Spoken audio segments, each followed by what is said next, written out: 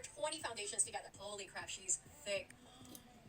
The ultimate full coverage foundation. Let's try it. Don't judge me, I haven't used some of these in a while. I'm gonna pick out as many as I can. I've got my plaster and my foundations. So that's Huda, Be Perfect. Oh, technically that's a pump. Revolution. Shake up some of these old ones. Oh. Morphe, Anastasia, YSL, Ever Effects. We'll do one spray of that. Lottie London, L'Oreal Tinted Serum. I added the rest off camera, now I'm just mixing them all together. Add the plaster to see how full coverage this mixture really is. Start applying. Definitely put way too much. Just letting that dry down a little bit. Now for the big reveal. Let's peel this off.